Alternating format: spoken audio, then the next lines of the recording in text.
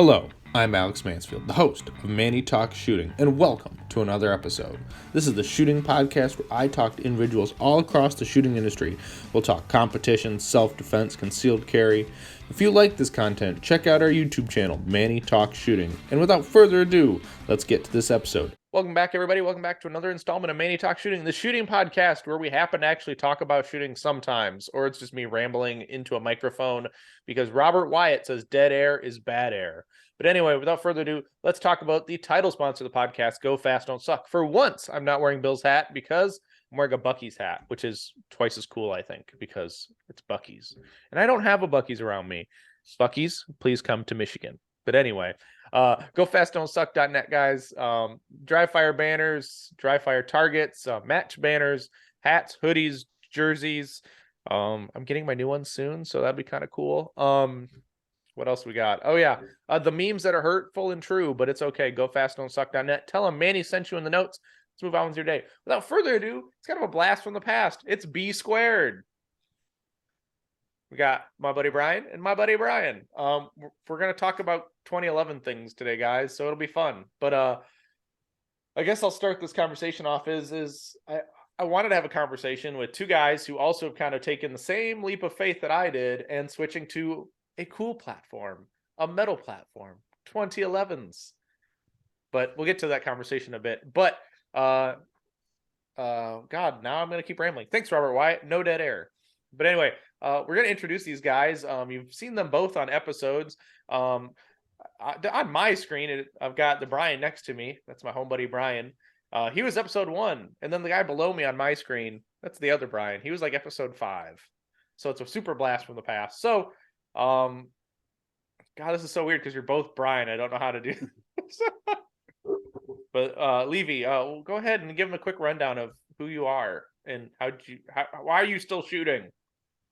That's a question I ask every single day, man. So hi, I'm Brian. You can find me on most social media as Reds Dot. I'm on Reddit, YouTube, and Instagram as that.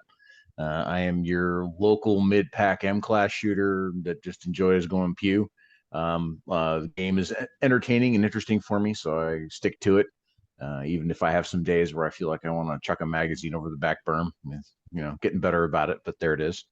But yeah, I've been at this stuff. I realized a little over 10 years now doing the practical shooting thing, like for real. I'm an M class in limited as well as carry optics. And I'm the most famous guy in IDPA because I was the one that was banned for shooting from appendix at that match. Yes, that was me. So y'all can thank him. Yeah. And now appendix is allowed and Levy's still not allowed. Yeah. Well, and you can use your Enigma and you can use all these cool things and you can have ported guns. Yeah. Okay. Joyce ever going to apologize to you or what? I doubt it. I mean, that was the condition, right? I want a letter of apology from Joyce and Kitty, and then a free year membership, and then I'll start shooting IDPA again. If I don't get any of that, I won't shoot IDPA. I still love that you have that framed, by the way. Right up there next to the placard where I won high overall at an IDPA match. So, whatever. Yep. And then below we've got Mr. Perkis. Perkis, go ahead. Give him the spiel. I'm other Brian. Reds and I, we shoot locally together a lot. And it's always fun going to majors and having them call out Brian. I'm like, which one? So yeah, we have a lot of fun with that.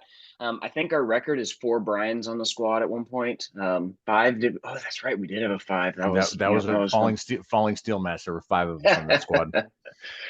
Yeah. I go by Lockback on Instagram, Facebook, and the.com. And I'm dabbling in various shooting education stuff, online stuff. I got a drill repository and shooting sets and plans, and essentially I'm trying to build a website that is the firearms training equivalent of those workout apps where it's like, hey, what do I do? Tell me the routine. Well, here you go. Trying to make that. And that's about me. And back here, the most important person on the show, that is Guinness down there on the couch. That is pretty adorable. 11 out of 10, good boy. Mm-hmm. Yes, yep. He is an 11 out of 10. He hasn't moved once since we started. Yeah, he's very chill. Yeah, which is kind of cool is that you're actually making that the gun workout app. I remember listening to a podcast. I don't know if it was a year and a half ago. Jeff Clawson of the Hit Factor was trying to make one, and he never got it off the ground. But it's okay. You're dedicated. Yeah, I got a lot of it there. Kind of getting a little bit of the content still going before doing a full launch, but there's a lot of functionality there as it is. So check it out, lockback.com.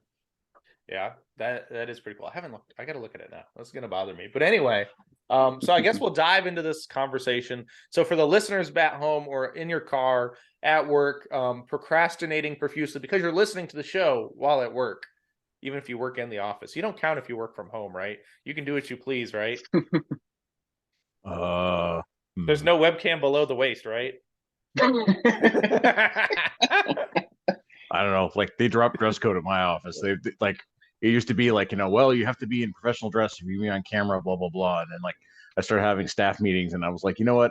I'm just gonna wear a t-shirt. Somebody wants to yell at me, they can. And then I was getting on the call, and I realized my boss is wearing a t-shirt. Everybody else is like, sweats and whatever, comfy clothes. Like we just gave up. Like just a moment where like we're done. Right. So I wanted to have this conversation because I had recently adapted to this 2011 from a striker fired polymer framed platform. So I thought I'd get two guys who relatively did it around the same time. They had a little more time on me than myself. So I think it'll be a great conversation. So I guess I want to go around the table and say and ask, I guess, is what guns were you shooting prior to and why? Perkis, you can start. Okay. So like many people, my very first competition pistol was the good old Springfield XDM, and messed with that for a while, and then switched on over to the P320. This was during its early days. It had just gotten adopted, but didn't have all of the aftermarket stuff. I've been shooting that for a little bit, and I don't remember where I was at, but it was just the classic hangout shooting guns, and oh hey, check this out, check this out. And I picked up the CZ-P10C. The F wasn't out yet, and I picked up the C, and it just and I don't know. It was something about the way I was able to get my hands around it. It worked. I fell in love with it and switched to it, which it's now my carry gun. Still have that sucker. Eventually, the P10F came out, and so ran this guy for a while with the co-witnessed irons and the RMR because the SRO wasn't out. And then I upgraded and got another P10F with an SRO, and the SRO has been cannibalized because I'm a cheap boy. And now I am headed to open with the 2011. So that's been it's been my journey. Well, you can blame me for that because I steered you away from the that old Seymour. It's just like just put the dot you're used to on it. Oh gosh, yeah.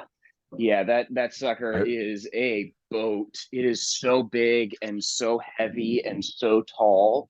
I still have dibs on that thing, man. Yeah.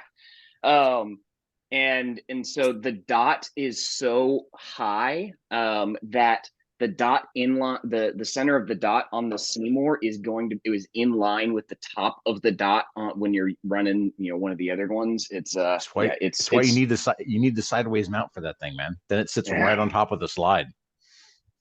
Go 100% old school. Yeah, well, I've got a lot of rounds downrange through the SRO, and I'd looked into considering switching to some of the other ones, and there's a lot of new dots, and a lot of people are like, oh, this glass is better, this one's getting reliable. I went with the SRO because I haven't had a single Trijicon red dot RMR or SRO fail on me. It's tried, it's true, and I'm used to it. So for better or worse, I'm sticking to that. Yeah, I don't blame you. Now, so you're gonna have. If you want to shoot the P10F in a match, do you take your SRO off, or are you having one, or have you just put the P10F to the side for now? Well, the plan was to get another SRO for it, but this has been sitting in the safe until I pulled it out for this podcast, and when I grabbed it, it was like, oh, it feels like home. spent so many hours shooting this. I logged my hours, and I think I'm at like 400 hours with the P10 training, something like that. So yeah, a lot of time behind that gun. Eventually, probably maybe. I mean, if you buy my stuff, then I'll be able to buy an SRO. You got to catch up, man. I'm sitting on 3 of those bastards. Yeah, well, yeah. So yeah, going open. And that's been my journey. Mm-hmm. Reds. Okay, so mine's like my list of cars that I've owned. It's stupidly long, so I'll kind of shortcut it. I started out. I grew up like shooting like 1911s and like L&N frame Smith revolvers, that kind of thing. So the practical shooting stuff, when I first got into it, was the first time I bought a striker gun. So I bought an FNS 9. Started out with that, and then I transitioned over to Glocks, and I've sort of been slowly migrating my way through Glocks. For whatever reason, they seem to get along with me. I've had all kinds of other guns that just never worked out. I've had a Shadow 1, Shadow 2, Q5 steel frame, P320, both an iron sight and a P320 RX. It was the one that came with glass already on it. Gosh, I've had a bunch of other stuff too. Anyway, I've had a CZ Tac Sport. So like I've had a lot of different guns. I had a Tanfo Stock 3 for a while. I've gone through a lot of different guns, but it seems like no matter what happened, I always ended up bouncing back to Glocks. And I'm like the one guy that like, oh, I don't like him. The hump doesn't fit my hand, or it doesn't. Like, yes, please, more His of this. hands are like, huge. yeah. Well, and the funny thing is that like I run the large backstrap, and in fact, I had to like learn to alter my hands. So I have a Glock 21, which is the bigger frame. It's the 45. The bigger frame with the backstrap on it is like the perfect size for my hand. So I had to get used to using like a longer grip, not a fatter one. But yeah. So I've gone through like Glock 34s, and then I've recently, as of after nationals in 2020, I've been sticking to Glock 17s. The balance in them is good. I run mine stock because I'm that kind of a mutant. Like literally all it is, I had it milled to put the dot on it, but everything else, like I don't know if you can see that or not in the camera, probably not. Stock recoil, spring assembly, stock trigger, stock everything, just milled for the dot, and doesn't weigh anything. There's no weighting in it or anything. But yeah, I'm that kind of a mutant. So been shooting that for a while. I decided I wanted to try out shooting limited last year. I tried a couple different guns, didn't really work out in my favor. I ended up buying a Glock 22 and shooting that with a stock trigger because, again, I'm that kind of a mutant. So shooting the Glock 22 was fun, but I was just okay with it. I got to the point where I said, I'm really interested in trying a 2011, like for real. I've shot plenty of 2011s. Like somebody like, hey man, I got my new, like, you want to shoot it? Like, yeah, sure, cool. But not like, here, let me train with this for a couple of weeks. Let me take this to a couple of matches and see how it goes. Like, so a buddy here locally happened to have, he hadn't been shooting a long time, and I knew he happened to have a limb gun, and he's a lefty like me. So I borrowed his gun, and I spent some time training with it, and I took it to a couple of matches. And I took some notes. Like I was like, yeah, it's okay, but it's not necessarily for me. Like I didn't like the trigger reach on his felt too short. I realized I needed thumb shield safeties, which just didn't have. His was a plastic grip. I didn't like the plastic grip. So I was like, yeah, okay, cool. So I give it back to him. He's like, oh, I'm surprised. I thought you were going to buy it. And I was like, what do you mean? He goes, well, I figured you were, in the market. And I said, yeah, well, I just wanted to see what it was like. I did really like it. And earlier on, I mentioned I grew up shooting 1911s. So it's very natural for me to grab a 1911 and shoot it. And while, yes, I understand the grip angles and everything is different, it still feels comfortable. So I ended up buying his gun, and then I ended up getting a left-handed with the mag release there grip for it, and then mounted it to there. So now I've got this. It looks like it's plastic, but it's just Cerakote. It's actually a steel grip. And so yeah, now I've got this old school STI Edge in 40, and now I'm shooting limited with this. Mm-hmm. And I did like your progression of how you eventually got to the gun you're at. The trial and error, the headaches, and you're just like, this is not okay. And then if I eventually, but I remember for a while you didn't want to shoot a 2011 because you had to have a left-handed grip. and there's only 2 companies who make left-handed grips currently, which I think is a big miss on. Well, okay, now there's 3 because you could buy an Atlas grip, but I don't know if Atlas grips fit on other frames. But anyway, but I think it's still a market that's still untapped, in my opinion. The problem here, you get sucked into twofold, right? So the first things first is that the lefties represent a really small portion of the market, and the left-handed mag release / grip thing is a relatively recent development. And if you talk to any guy who's a lefty who started learning before, say, even 2010, we're not talking about that long ago. Most of them adapted to pushing the mag release with their index finger, and some of them use their middle finger. That I still haven't figured out. To release the magazine while they're shooting, and they're just used to it. Now, if you tried to make them switch to the other side, they would think it was weird. The problem is when I started getting into this practical stuff, there was either ambi guns or, like in the case of my Glocks, all of them could be flipped. And so I'm used to having the button so my thumb can just boom, mag release. And so for me, it was just, I didn't want to learn basically a separate manual of arms. And that was my big sticking point why I didn't want to do that. I was like, all right, I'm not going to be that guy who's like, having to like learn something if different, because I have to do this for competition. I have to do this for my carry. I carry a Glock 19 with a dot and a stock trigger. Big surprise. So yeah, that was why the fact that there was a left-handed mag release available for this, that solved basically all of my issues. And now you're very happy. You are very happy now. It's a fun gun to shoot. I gotta be honest. Yeah. Well, and it's very nice. The fact is you don't have to load your own ammo for it. No, reloading's for noobs. I mean, or crazy people. But yeah. I mean, I guess we'll come back to reloading in a bit because I do have some points I want to talk about on that. But because honestly, that could be a whole discussion in itself for a podcast. I mean, like all of the things you have to think of and everything. Okay, we already answered that question. I guess I shouldn't be reading these as I'm talking, but it's okay. I know for me, like I started shooting Glocks, and I've only pretty much shoot Glocks until I picked up my open gun for the first time at a match. And I guess that's the worst place to learn to shoot a gun is on the timer because it was horrendous. Like all I got was 5 minutes of dry fire, doing surrender draws at a steel challenge match, and it's like. And it didn't help that it was like 10 degrees out. Y'all in Texas don't know what 10 degrees is to shoot in. Because what's your cutoff, Perkis? What's your temp cutoff? Like as far as matches go, I haven't hit one yet. Usually because it's weather issues where our creek gets flooded and our match gets canceled and whatnot. So I'll go out and shoot, but generally our club kind of falls apart before we hit my threshold. Yeah. I when I was younger, my threshold was like the mid-20s. If it was going to go below that, I wouldn't shoot. But as I've gotten older, that number has crept up slowly. Now I'm pretty much if it's a match I want to shoot, I'm excited about shooting it, then okay. If it's like in the mid-30s, I'll go shoot it. If not, man, it better be in the 40s or better. Right. So. Yeah. That's for sure. Weather sucks, but it's just part of life, I guess, right? What's the phrase? If it ain't raining, you ain't training. Yeah, I ain't training though. I'm shooting a match.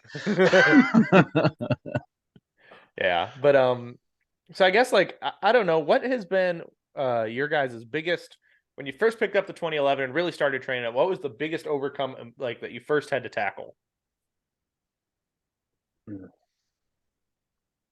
There hasn't been anything that's really that big skill wise. For me, I borrowed a buddy's 2011. I was he's the reason why I switched to open. I've been like, I want to do it, but I'm not sure if I want to deal with the headache and whatever.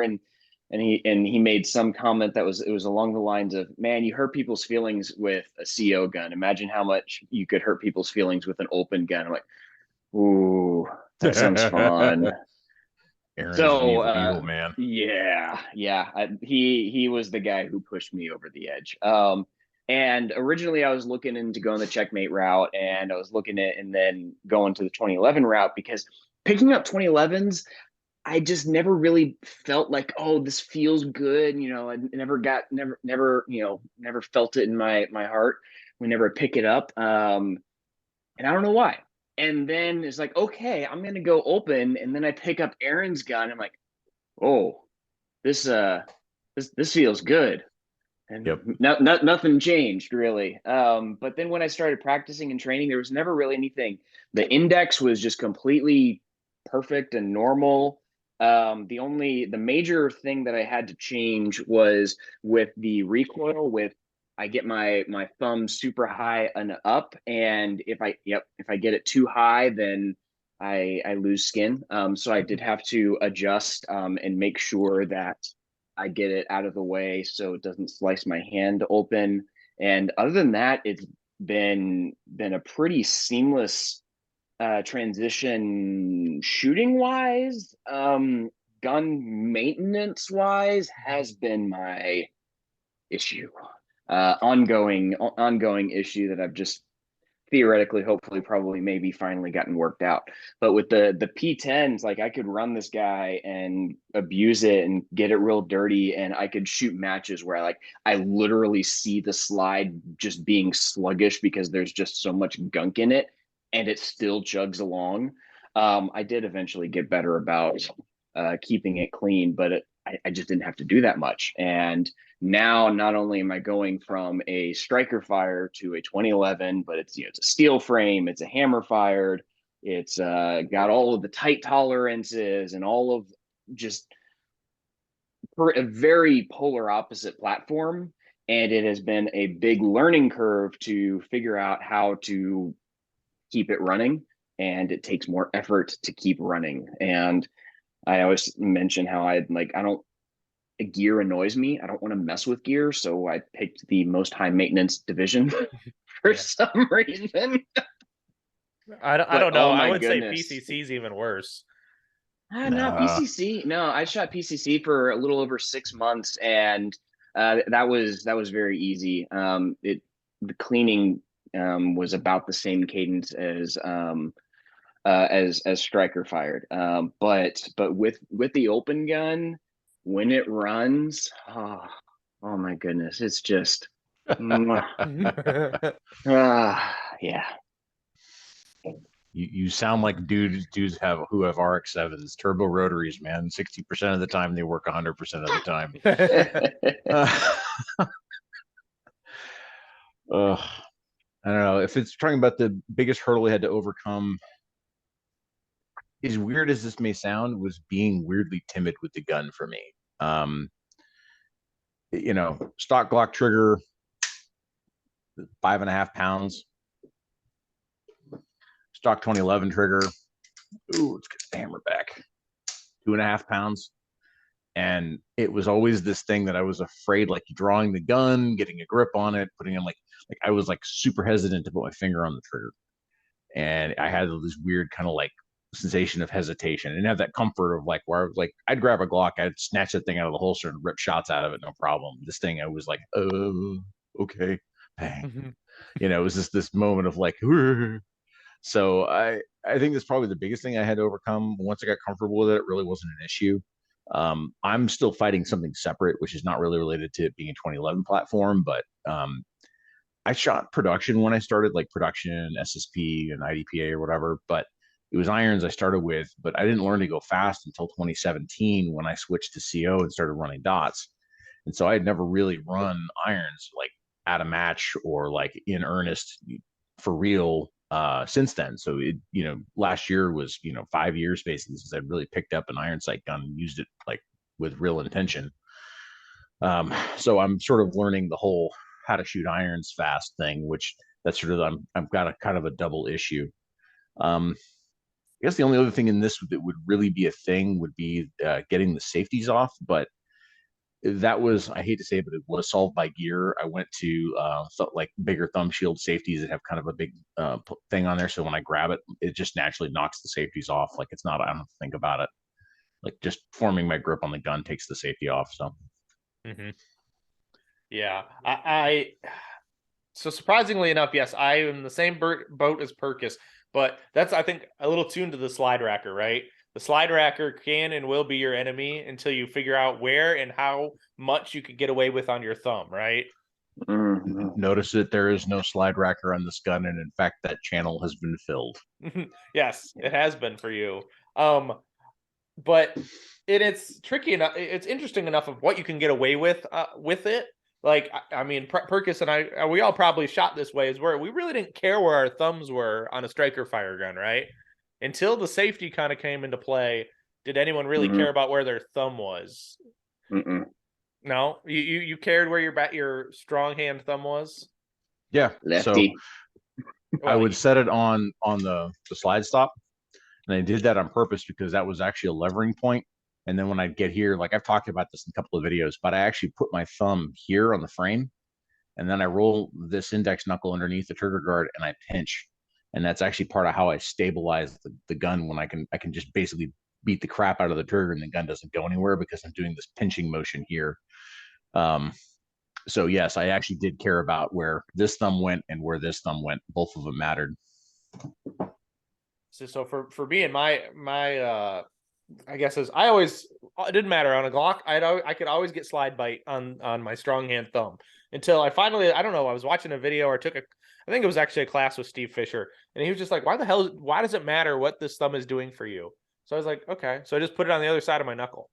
So, and I really didn't care how much it rid around because it was a Glock. It didn't matter. But when transitioning to the 2011, I definitely had to care where that thumb was because I like thumbnails. I think we all can agree. We all like thumbnails. How many times, Reds, did it take you to learn to get your thumb out of the damn twice? I had to bust my thumb up twice, bro. I busted my thumb up twice in the racker and the tax port. Yeah. I will say I got very lucky because when I shot this for the first time and learned about my thumb in the racker, it was cold, so the slide was not moving as fast as it could be. So it was very beneficial on not destroying my thumb. Well, I mean, if your thumb was completely occluding it, it would just stop the slide from cycling. It wouldn't hurt you. The danger comes when it's just the end of your thumb and the slide gets any momentum coming back. And as soon as that happens, that's when it busts up your thumbnail. Yes. Is no bueno. Yep. So I would say that is my biggest overcome I've had too. But, even in dry fire, right now, what I did because we all have AMGs, correct? Oh, yeah, timers, yeah. Oh, what? Oh, yeah, you've got the global one. Okay, now I stick with the Pocket Pro. So I set the AMG up to highest sensitivity, right, to kind of see where our draw speed the draw is at. So, and I'm able to go anywhere, which I didn't think I could do this very well, was 0.72 draw speed for anywhere in there to like a no shoot target, like 5 to 7 yards, which is kind of nice when you have a basement or a space that's long enough to actually get real distance. Well, I wouldn't say that 5 to 7 yards is real distance, but it's an actual full-size target. So I'm not aiming at a small target, which is still nice, as I was able to, get the gun out there and do my thing in a reasonable amount of time. But I thought the safety was going to be an issue as well, but it just kind of seemed natural after a while. Like after about a week, the safety became super natural. And I know, surprisingly, there's a debate enough about ambi safeties. Like either people are like, oh yes, you must absolutely have ambis, or no, I don't want an ambi safety. I guess I'll say what I say is I think you need an ambi safety. You have no choice, Reds. You need an ambi safety. No one makes a pure left-handed safety. No, but actually, I do. Like, I could have had this one shaved down, so it was really like out of the way. But honestly, like even when I'm shooting weak hand with my right hand, because that's my weak hand. When I'm shooting weak hand, I like having the platform to lever my hand on. It's nice. So. Yeah, I do like having that landing pad for weak hand, even if it's just to anchor the beaver tail of the gun, like in the crux of my hand, is very nice. But what else? Oh, and then I guess we even about that is like talking about the doing the draw. I posted a poll the other day. I don't know if both of you saw it, but it was out of your race holster, do you scoop, snatch, or hybrid? And I was very surprised. The results was a resounding, I want to say 79% snatch. They snatch drawed out of a race holster. Yeah, I saw that poll. I responded, and for me, the draws was actually one of the big technique changes that I struggled with, because with the P10, I was very much a scoop draw, and with the Kydex holster stuff, you have several inches worth of travel before you present, and so on the draw, I was building my grip while I was lifting the gun out of the holster, and you don't have as much distance to build your draw on the race holster, and so race holsters are faster, yada yada. In my experience, my draw slowed down by like half a second switching over to the race holster, if not more, at least when I was first starting out, and I've only just now starting to get my draw back to a reasonable amount of time. Yeah. And I was surprised how nice a race holster is, to be honest with you. We all have the same race holster. I mean, I was a little upset, and I bet you were too, Perkis, is the fact that now the Everglades holster is in stock everywhere. And it's like, of course, after you spend so much money on a holster, you're like, oh, look at the holster you probably really wanted. It can't. Yeah. It's like the gun that I borrowed, and full belt setup was the Everglades, and that was very nice. And then I bought Aaron's old double alpha off of him, since he has the Everglades now, and yeah. And Henning is working on a race holster, and he always makes good stuff, so it'll be interesting to see what he comes up with. Yeah, I'm a little scared what he's going to ask for it. I mean, his holster hanger is already $150. I mean, it's great for the innovation and like the ingenuity that he's making it, but it's like, Lord, I will just stick with if I need a production hanger, I'll just stick with my Boss for like $40. Or that limited edition one that Reds has that we can't seem to get yet. It's not a limited edition, it's a prototype. I'm not sure why Roy hasn't brought it to market yet. I mean, at this point, everybody kind of half knows about it. I don't think I'm really spilling the tea, but yeah, it's the ball joint for the Boss hanger, but that thing's amazing. So yeah, which is pretty dope. I'm not gonna lie, I would like one of those. But that's the cool thing about race holsters. They all have ball joints, well, for the most part, except for the Everglades. Yeah, I don't know, man. Like I started running a race holster last year when I was shooting limited, and I was like, yeah, okay. A race holster. Hey, man, it's one of the things I love about those double alpha things. Like, there's my Glock insert right there. Yeah. But yeah, so I was running the race holster, and I was like, I don't really. It's not like suddenly so much better than my Kydex holsters, whatever. And then in the off season, I actually went and I grabbed went and wanted to up my production percentage, because it was like, I had this like stupidly low percentage because I just stopped shooting production. And technically, because I was M class and everything else, like I was bumped to A class in production. So I'm like, I'm at least get my percentage to like an A class percentage. And so I went back and I like threw on my belt in the Kydex, and it's like, as soon as I put the gun in the Kydex holder, you just you're like, oh, it's so bad. Draw. Oh, why? Like, it was like, man, like I was like, this is really bad. Like I didn't understand, like, going from the Kydex to the race holster. You're like, yeah, it's a little nicer. It doesn't seem much better. But then you just spend all your time with the race holster. You go back to Kydex. You're like, this is horrific. And I have nice holsters. Don't get me wrong. It's not like I have a low rent holster. It's like, it's nice. It works really well. It's good quality. But man, it's a CompTech, sir. Yeah. It's nice quality. It's like a $20. Wait, no, it's probably about a $50 holster now, ain't it? They're $60 or $70. They're really nice though. Like, they have really nice lockup. The guns. That's the thing I like about how they manufacture. Like, the inside of their Kydex is smooth, and then they have a really nice molding system. And then what they do is they actually push in the trigger guard. They push basically a divot, which pinches the trigger guard, so you get this really nice like positive click when it's in. It makes it for smooth draws. So I actually like the products, but that's what I mean. Like, it's not like I had like a terrible like low rent like Uncle Mike's holster or anything. You know what I mean? Like, it was like, and I wasn't running a Red Hill Tactical like gun bucket or anything like that. So just yeah. And you've learned though, you've had to pretty much modify all of your inserts though to make them work for you. I found out that's actually the intent. So believe it or not, that's like, if you go look and you start reading the details, they always say that, oh, you may have to adjust this or fit this for use. There's actually a thing on Double Alpha's website about them. So that was one thing with like the Glock took a lot of modifying. Like when I first put it in, the trigger guard was like, sitting up above it. And so I had to really like kind of file this down a lot to get it to sit flush. But once you file it and get it set, it's nice. Now, of course, obviously that's been fixed now that they've got their, super shim system or whatever that they're using now. So Yeah, the Double Alpha Flex holster. mm-hmm. Which I can see that is probably pretty cool for those custom, polished or sanded grips like the Tanfolio and the hang on, let me embarrass or piss off my friend Tony Salas. Tangfoglio. We had this conversation the other day and I kept bashing it. It was hilarious. Yes, exactly. How hard is it to say pasta blaster? It's just not that difficult. Oh, true, exactly. But well, and then you've got like Blanton's Bold Ultimate Racer. It doesn't work. Oh yeah, I don't have the big dad Ultimate Racer. Yeah. Which that's the cool on the Flexes, but I'm not gonna. I don't think I'll change my holster.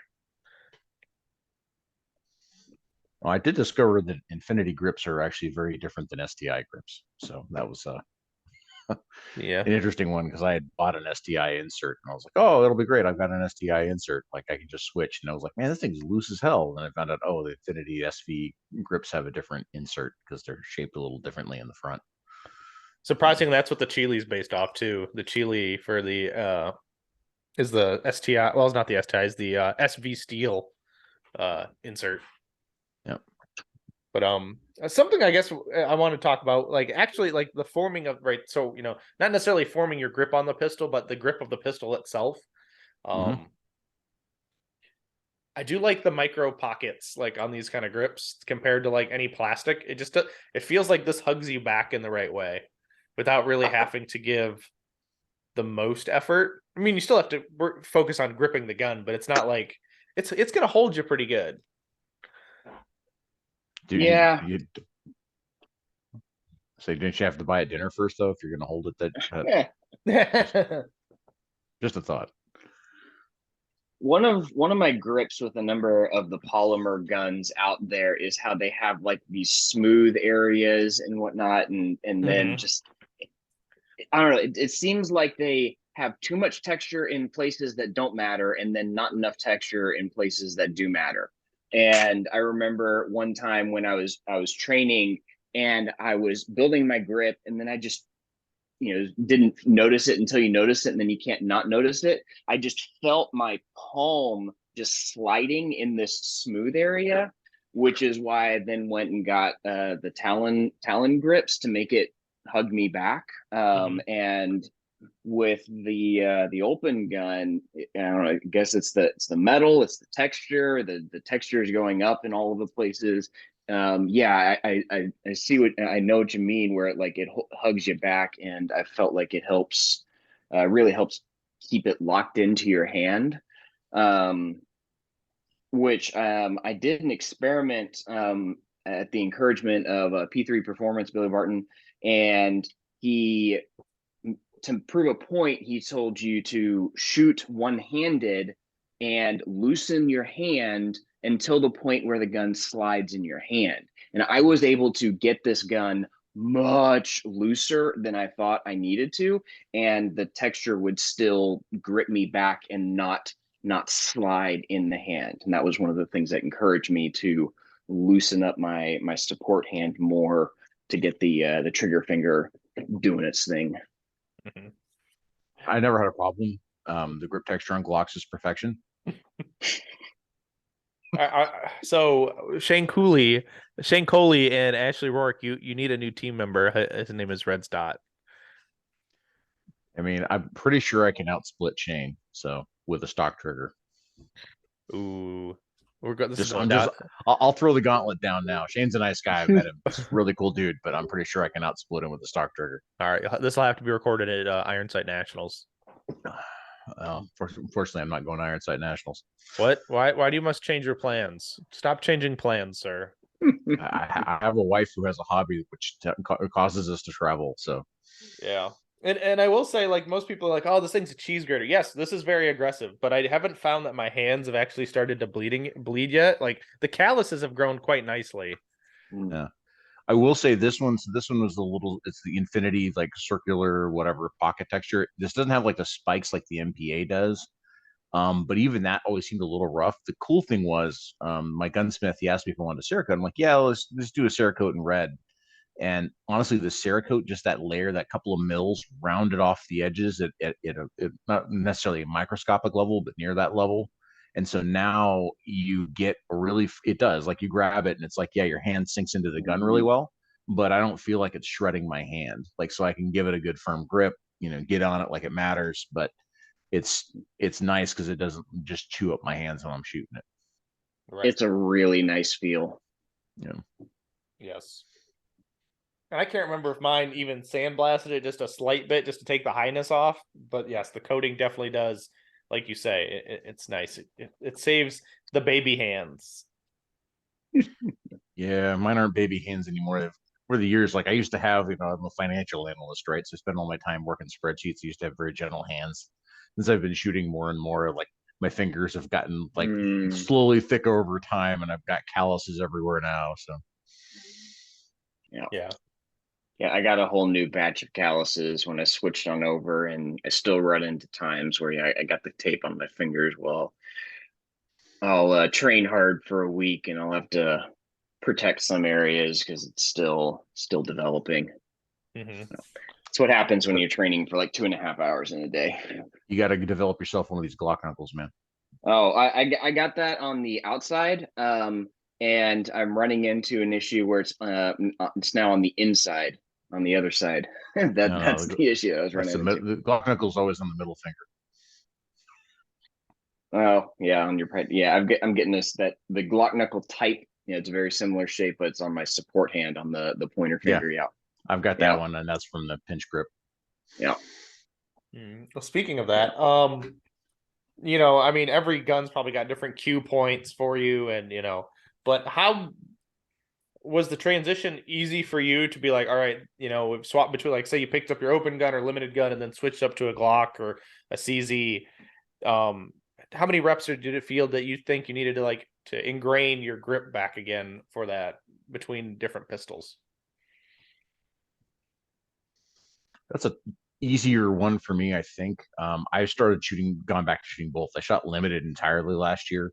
And now I'm shooting this in limited and I'm shooting this in CO. So I'm actually bouncing back and forth between the platforms. Honestly, I don't really notice it. There's enough, like, I guess there's enough, what is it? Anderson would call it myelin development, that the sensation that my hand gets when it goes to a 1911, like I present the gun, the sights are there, right? Same thing. If I grab the Glock, snatch it out the holster, I present it, the sights are there. The only thing I've noticed is that, believe it or not, this is the thing that's funny. No matter what, if I grab the Glock, draw it, reloads are fine.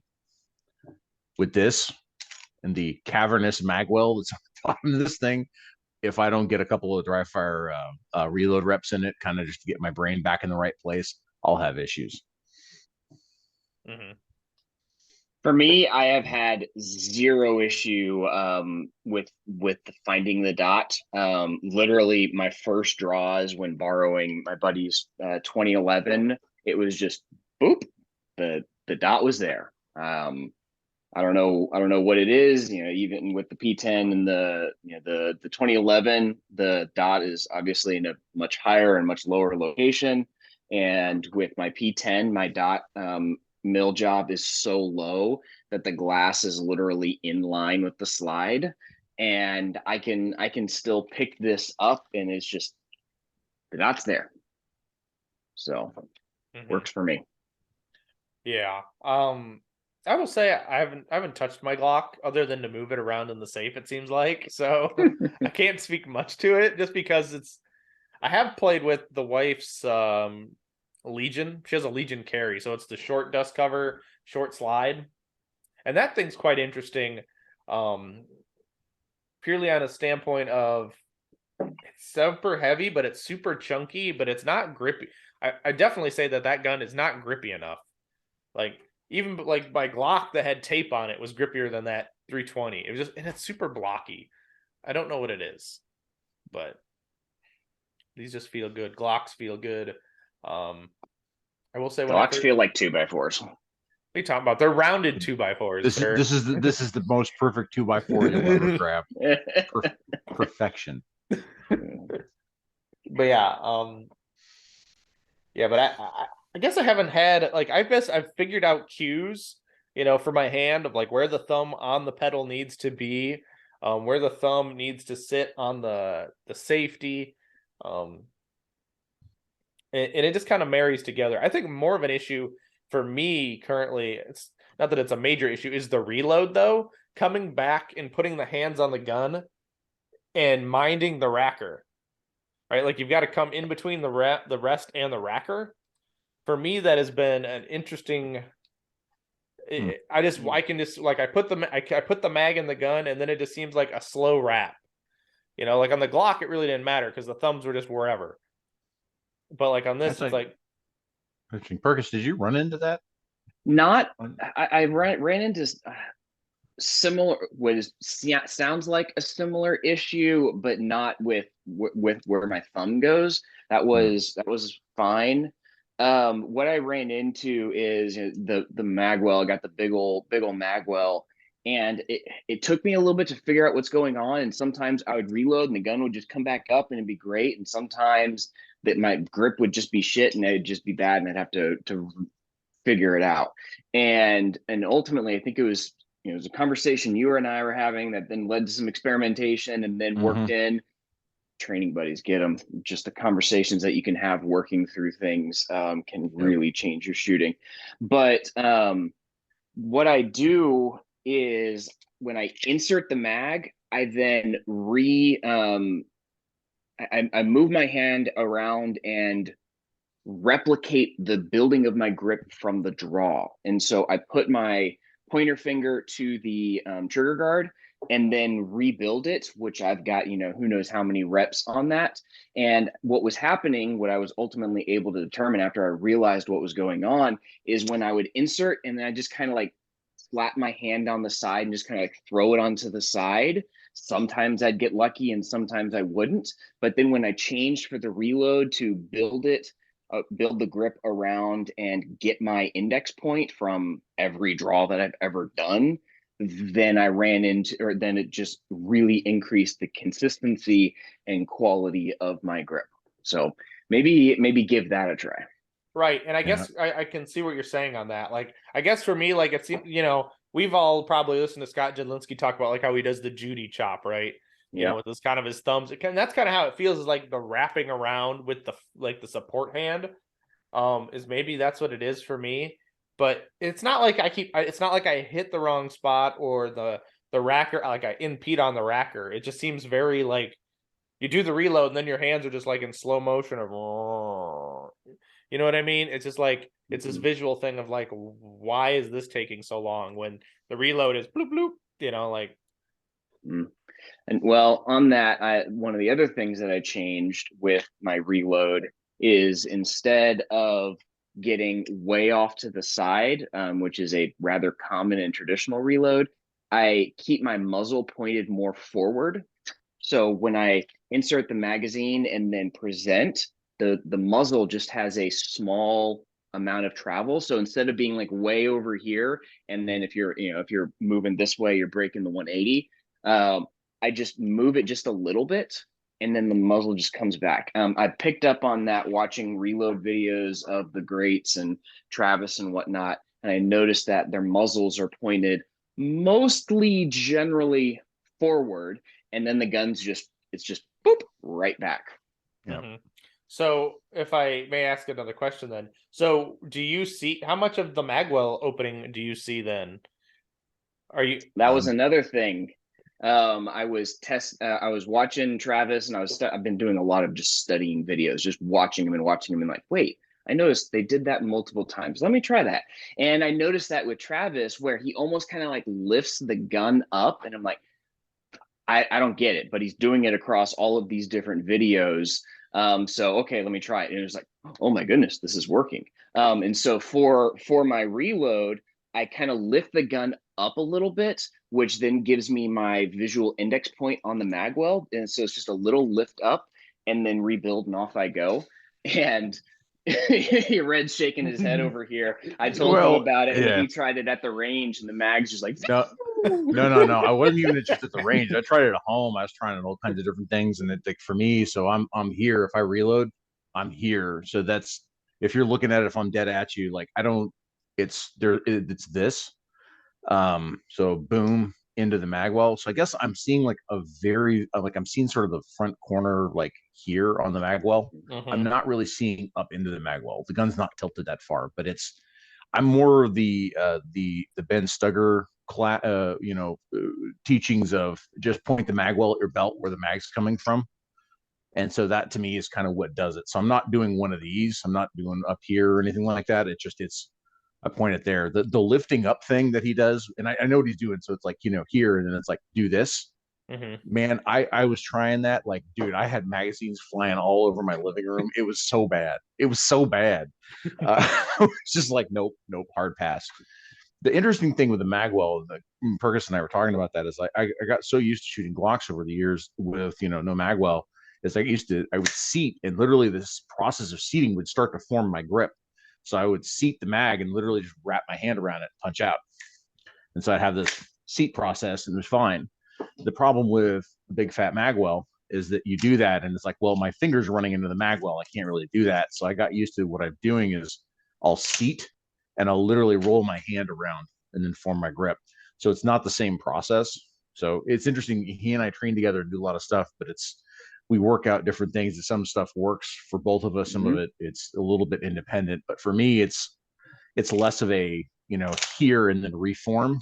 It's more of I seat and then literally I just run my hand over the magwell. So as soon as I seat, I keep my hand open, then run it up and punch out.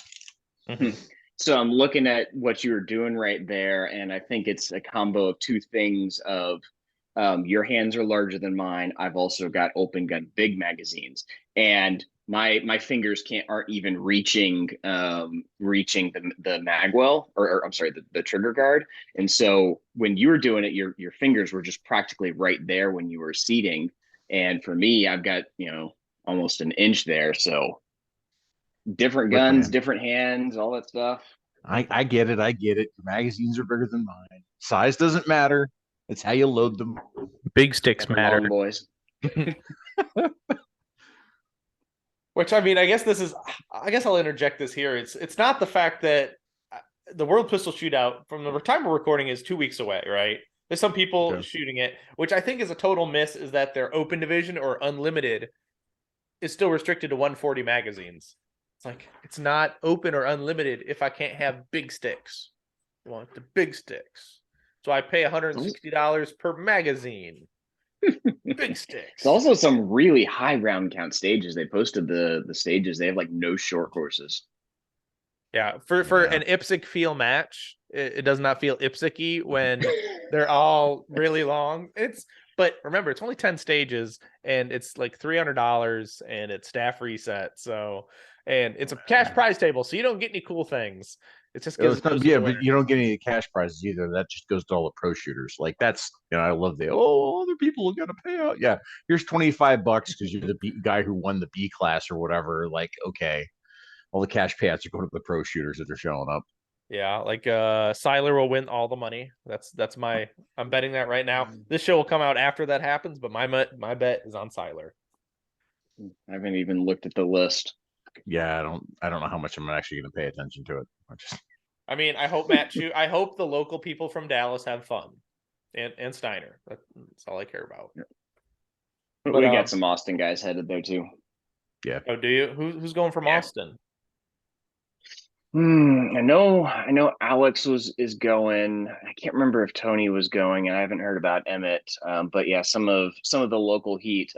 We were talking about match setup, and we're like, oh yeah, there's a handful of people. They're not going, so we're having to scramble to get other people. Segue.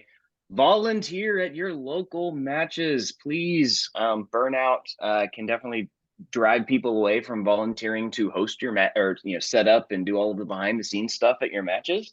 And that's how clubs fall apart. And that's also how it's like, hey, all of the people are going off to the major match, so there's no one here to do anything, so no match because we're off at the major. So volunteer at your local clubs. And Grant, thank you for coming to my TED Talk. Okay, but I can speak to this, right? As a match director, as someone who's volunteering, I'm running a major. We had to decide to cancel. We had a match in May that we're canceling due to the fact that all of our ROs, the people who set up the match, are going to a major. And there's a couple guys at the club who we trust, but it's a lot of work to put on. Like, even if we left some stages up from the sectional and let them change targets, it's still too much to put on one guy. So we're like, yeah, we're just going to cancel the match and not worry about it. Because not that we don't like the guy and appreciate him, it's just like, that's a lot of work for one dude because no one else is going to come help him set up. Yeah. And it's always the people like, oh, well, why can't we have it? It's like, oh, it's just raining a little bit. Why can't we do whatever? It's like, well, it's because the people who are doing this stuff aren't showing up for this reason, that reason, whatever personal life outside of the sport. So how about you set up? Okay, bye, Guinness. Yeah. But even in like that aspect too, it's like, they like, well, I paid my match fee. Well, I don't want to do anything. I don't like I don't know what it is like in Austin if teardown is like required to leave. Well, I mean, usually because everyone likes to go get food, right? Everyone wants to go get the Dahlia's pie after a match, right? We don't have any like hard requirements. We just guilt trip you, talking about how it's a participation sport and don't be that guy who doesn't help tear down. So we generally don't have any issues. And if somebody's like, hey, I got to leave early, can I shoot first on the last stage and book it? We're accommodating and make that happen. And we've got a good club, right? Long as you're not that guy all the time, right? Yes, correct. Yeah, no, I would say APSC is pretty well wired for that. CAPS is a slightly different thing. Like I consider CAPS my home club. This is also a TSA where I practice. But like, that's pretty much being run by two dudes, and it's a little bit difficult because I know they're older guys. One of the guys retired. One of the other guys is a school teacher. And so they basically do most of the setup. The problem is that their USPSA matches on Saturday, and they're like, yeah, we're going to set this all up on Friday. And I'm like, I'm a working guy. Like, I got to be at my job at Friday during the middle of the day. Like, I can't go to the range and go set up stages. Yes, you can. So, yes, you can. I'll be unemployed very quickly thereafter. So, oh yeah, especially you. You're going through that. And no, you're not doing end of year. End of year is in October for you, isn't it? Yeah, year ends in October. We're in the middle of budget process right now. Yeah, no bueno. But yeah, we were talking about, okay, but yeah, yes, I do say go help your local match, because without your local match, and I'll save that for another day, because that's a rabbit hole I don't feel like getting down. Thanks everybody for stopping in the middle of this awesome conversation with my buddy Brian, because we needed to talk about these awesome 2011 related conversations. But anyway, we've got to do the commercial, the best commercial, the only commercial you're going to listen to during the middle of a Manny Talks Shooting podcast, and that's a very long and tedious one, but we're going to get through it real fast. Let's go. Go Fast, Don't Suck, the title sponsor of the podcast. Bill's at any match it can be. He's supporting a lot of matches. He makes memes, all these other awesome products like I mentioned in the beginning. Check him out, gofastdon'tsuck.net. Tell him Manny sent you. We can't forget Hunter's HD Gold. Brian works so hard in the shooting sports. He's giving back everywhere. He's helping new certified ROs, clubs, reaffiliations with certs. It's awesome. It's great. See him at a match. I know you'll find him at one soon, I'm hoping. Check them out at huntershdgold.com. They're the only eyewear that I wear on the range, because that's how it is. Can't forget dominatedefense.com. So run over there and get yourself a Mach 1 speed belt combo. Use the code MannyTalks10 for 10% off your order. You'll thank me later. They're the best belt in the business, and they are sponsoring the 2023 Michigan sectional. Don't forget DivTechShop.com, or DivTech from my buddy Nathan Dively's company, making the awesome 3D printed magnets that you need on your belt. They are affordable. They are fantastic. And I say they're nice and slick. I love them. They're on all my belts. Every rig I set up is going to have a DivTech magnet on it, because they're awesome, affordable, and I love them. So don't forget to use Manny Talks Shooting for 10% off your whole order there at DivTechShop.com. While we're running through some coupon codes, we better talk about my good friend John Royer at Outdoor Dynamics. John is a major match director. He supports the shooting sports. He's got his own shooting team. He partnered with the podcast. He's great. He's a good dude. He works hard and he provides awesome, fabulous ammunition that you need. Librarians, Andersons, missiles. Probably said them in the wrong order, but it's okay. I don't care because 115, 125, well, and 147 and 125 grain 9 major ammo that you want to run through your open gun. Hopefully sooner than later, I'll have some of that to test and compare against my own loads. So hey, he's always working hard and he makes awesome freaking ammunition. We use the code Manny, Manny, for I think it's 5% off your order. Don't quote me, but it's something off your order. So use the code Manny. Also, we've got Summit City bullets. The last episode with Mr. Mike Sherritt, Summit City decided they're going to make a code for the listeners, and that's going to be I gotta look it up because it's not on the top of my head yet, but it's okay. So we're gonna find it as we're gonna talk about it, and it is MTS 10% sign. So MTS 10%. All MTS 10% sign. It's going to get you probably 10% off your order from awesome Summit City Bullet coatings.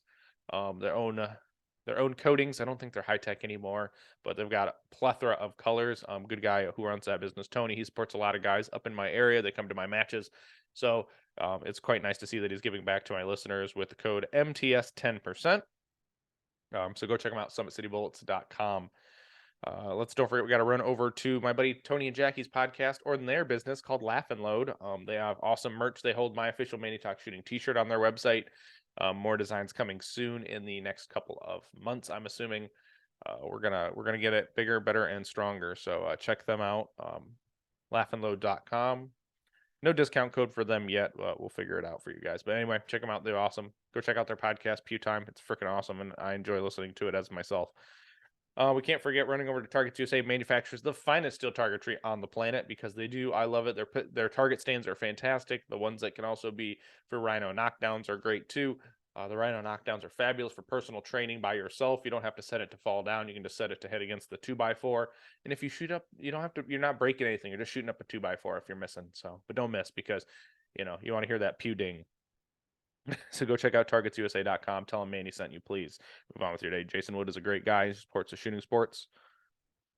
Can't forget my buddy, Eric Steiner, Johnny Giordano, Range Panda, RPG2. Freaking fabulous guys. They're getting out there making awesome products. They're getting out supporting the shooting sports. They want to give back. So they're awesome. They're part of the podcast. They even sponsored my match here that's coming up this week. By the time you listen to this, the match is going to be that next weekend. So hey, go check them out. Range Panda, go tell them Manny sent you in the comments of your order and go buy something because they work hard and they deserve some support. We can't forget Tim Heron Shooting, guy who got me on the shooting sports. Tim Heron Shooting is fantastic. He's a great supporter. He's a great friend. He wants to make everything better. Yeah, so check him out. Go find him on his schedule before his classes fill up. They're probably already full, but if you want to get him in your area, you better get a hold of him now so you can start figuring out when you can have a class there. But anyway, the last guy I need to talk about, Chile Custom Gunworks, ccgunworks.com. E2 grips, L2 grips. You want to build your next open or limited gun, you need to use Chile Custom Gunworks parts because they're fantabulous and the finest, to be honest with you. A lot of builders already use them, so you know why they're using them, because they're the best parts they can get a hold of. So check them out. Chile Custom Gunworks. Freaking awesome. ccgunworks.com. They are also the title sponsor of the Michigan sectional. I can't thank them enough for the support they give to our sport and us locally. So there's the commercial, guys. It's long, it's windy. I ramble maybe just a little bit too much, but it's okay. We're gonna get back to this awesome conversation with Brian about our transitions into 2011s. But I did have this talking point is like, I know Reds, you've had to change your support gear due to what you shoot now. It's not like you can just have one thing fits all other than your holster. Mm-hmm. Because you went down the rabbit hole of magazine, right? The magazine issues. That was frustrating, if I'm honest. So I have and I like the double alpha. I have got the what are they? XI? I mean, yeah, the XIs, the metal pouches. And I've had those for my Glocks for I guess about 2 years now. I really like them. They're solid. They work really well. I was breaking racers left and right. Just they'd snap them. That first hand runs that mag pouch. I just whack, beat it up. So those metal ones were great. I was really happy with them. I'm like, oh, cool. I can just throw the inserts in it and I can run the 2011 mags. Well, that's true if I want to run SV mags or if I want to run STI mags. Apparently, the MBX mags, when they get hot and they're loaded full, stretch just a little bit one way or the other. and they're loose. And I discovered that actually that was during a range session you and I had at Temple. They just sit in there. Like even though you have the right shims and everything in there, they're not actually being retained. So I was like, well, how do I solve this? Because it's good for one, but if I shim it or try to build it up, then I end up keeping the other mag from fitting in it. Like it's either it was too tight for one or too loose for the other kind of thing. And so the only solution that I had was a very expensive one, which means I now have 3 Henning magnetic mag pouches for 2011s on that. Yeah, it hurt, bro. It hurt. Like For all my audio listeners, I am flinging the money. Yeah. No, he's making it rain right now. Yeah, no, it hurt, man. It hurt a lot. I was just like, but it does solve the problem. Now I can run whatever, magazine, and I can just go there. I will say, if I had to do it over again, I wouldn't do the third mag pouch. I'd have done the front two, and I'd have just had one in the back, which was tighter. But after getting used to them, they're not bad. I mean, I know there's a lot of people talk the advantage of the fact you get your hand all over the front of the magazine and all that. It's true, but also like I'm so used to like running my hand hard into a mag pouch that part of the problem was I do used to the fact if I do that, I'm literally knocking the magazine off. Like it's not because if you run your hand harder into like a regular magazine pouch, you still have to draw the magazine out. In this case, if you run it back hard enough, you literally just knock the magazine off the pouch. So there was a little bit of adjustment there in order to make that work. So yeah. And I guess I can say that to this is the one thing I don't like about the Hennings, not that they're not made well and engineered well. I don't like the fact that on your first pouch, traditionally you lose that extra mag. Like say like an unloaded start, right? Like everyone's going to put it on their front magnet. That's like for mine, it's on my X size. It's on the outside of the pouch. So I can essentially have 2 mags there. Mm-hmm. And that's the one downside, I guess, with the Hennings is like, okay, you start unloaded, but you kind of lose that mag. But I guess it really doesn't matter kind of in open due to the fact that you load the big stick on a 26 round stage, you're going to be fine. Well, and I run I've got a DivTech magnet right there in front of that mag pouch. So I can just snap a pickup mag onto it in a hurry.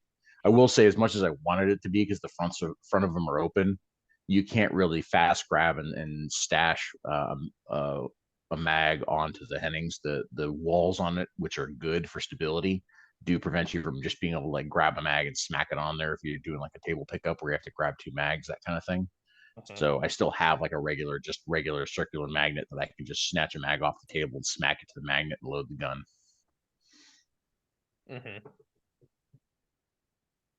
What you purchased? I didn't have to change. Yeah, I didn't have to change hardly anything. I just changed out the inserts on my double alpha XI mags, which I've got 2 of them, and I've got the magnet in the front like you, and then I've just got my oh shit mag and my start mag in the back. And then I swapped out to the double alpha. I did add the leg brace thing, thigh pad to it, which is nice and minimal, and it just it helped keep the gun angle more vertical and more consistent. And other than that, I didn't really have to change anything. So yeah, it's been nice and easy, and I didn't run into some of the issues that Reds did. Well, you're also the only guy I know who has. Go ahead, Reds. Go ahead. I was gonna say you're the only guy I know who's running an open belt that has a blowout bag in the back. Yeah, I've been running this for a while. I got just a little tourniquet and the little blowout bag. It's a little blowout bag. Yeah, it's just most open guys like it's full race, and it's like you see this guy run around with the blowout bag in the back plus the race gun on the side. It's like, man, not saying it's a bad thing. I'm happy it's there. It's just so it's the inevitable chance of when he shoot. Not saying he would, but if he ever shot himself in the foot, he could just throw the tourniquet on the leg, right? And just like, oh, I got this. I got it. But it's because he's running the best belt in the business. He's running a dominate defense. That's why it's so great. I've been very happy with that belt. I will say the Lynx is pretty good. I'm not gonna lie, it's pretty good.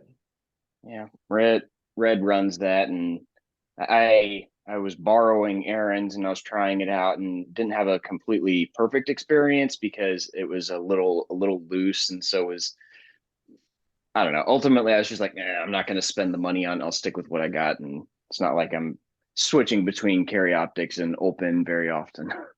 Well, ever at the moment. Well, the cool part is you unbolt a holster, you unscrew 2 screws on the back of a holster and pull the holster off and slap the other one on. Right. Yeah. That also would be nice and easy. That's too much work. I just get another belt. I did get the GX holsters lever thing for my CO setup. Mm-hmm. It arrived after I'd already switched to open. I waited 8 months for this thing. People are waiting longer still. It's okay. Don't worry about it. But yeah. Oh, yeah. And honestly, it's like Reds taught me this trick of, even with the Glock mags, put the 2011 insert around in the wraparound part of the XI mags, and it's a rattle can, but like the back part's the part that's important on that, So you mine don't rattle around. They're not like super snug, right? But the snatch out of them is super clean. Like you just like right out of there, and they don't bounce out. Yeah, that was the thing, because like I was running the Glock sized ones, and it's like they worked, but it's just if you got any bit of grime or grit on the magazine, it was like, okay, now it's out. That's why you dunk it in the puddle of water on the bay and just wipe it off with like your pant leg and be like, I got this. It's a Glock. Glonk. Perfection. Yeah. Now, I guess we haven't really talked. I mean, Perkis led into this earlier about maintenance, right? And his struggles of his maintenance on his. Not saying you struggle on it, but learning the intervals of maintenance. He struggled. He struggled. I watched it firsthand. This is last weekend, but it's the great part on the last 2 stages. Hearing what did you say, sir?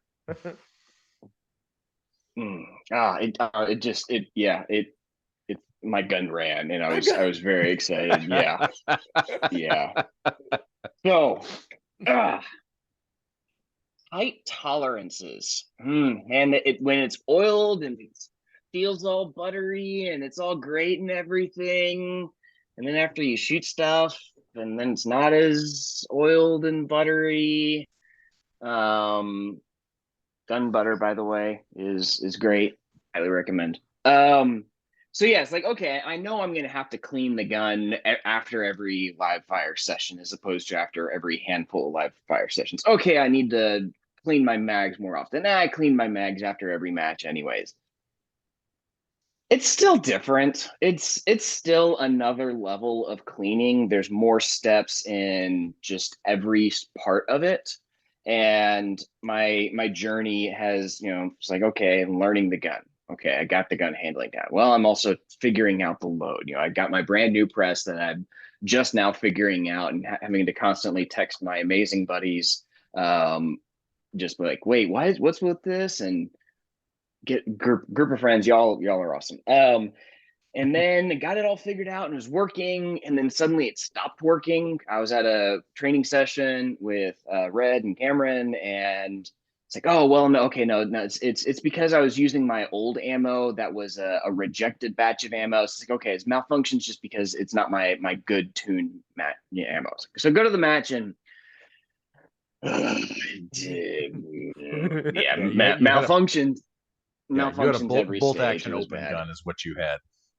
Yeah. Wait, what is as bad as Coy's recent videos? Actually, it was damn near. I mean, it was. It wasn't that bad. It wasn't cycling, but like it was. You were somewhere between two to 5 per stage. I don't think I had 5, but I didn't have as many issues as he did. My issues were multi-step fixes, though. And he just racked it and kept on going. Yeah, for me, I had to work at it, double feeds and clearing all that stuff. I did have 2 stages that my gun ran that match, and then one where I only had 1 malfunction. I hundoed all 3 of those stages. But then talking with people, Roy teaching me like, hey, here's how you do this stuff, which I met him I got him afterwards, like, hey, I think there's something wrong with the extractor. What's going on? And he just like practically like looked at my gun and it fell apart. He's just so many hours on these things where he just grabbed it and it was there in pieces. Like, oh, look, you have an Aftac extractor. Oh, that's news to me. And so was dirty as all get out. Like you just look at it and there's grime everywhere and everything. So I mean, I'd take it home, get a Q-tip, which it took me an hour to get that apart. Yeah, and plus a phone call with me. yeah, but I finally got it apart and like, okay, let me run a Q-tip through it and like pushing and getting and like trying to get it through, and then I get it through, and then the next Q-tip just kind of goes bloop with ease. It was so dirty. Turns out that was only part of the problem, because then at the next match, all of the issues were back, and that was very demoralizing. I got my first majors coming up, and it's like I thought I had all of this maintenance stuff figured out and the routines, but apparently not. Another buddy of mine gave me two of his extractors, and so I popped them in, and then the gun ran, and I was very very happy with the shooting after that, and so the gun worked very well. And Red pointed out where his theory was the springs were worn, but they were slightly dirty, so there was enough pressure in the channel for them to work, and then they got too dirty, so then the extractor wasn't working because it wasn't enough. And then when I cleaned it, then it got too loose, and so just went to the opposite end of the issue.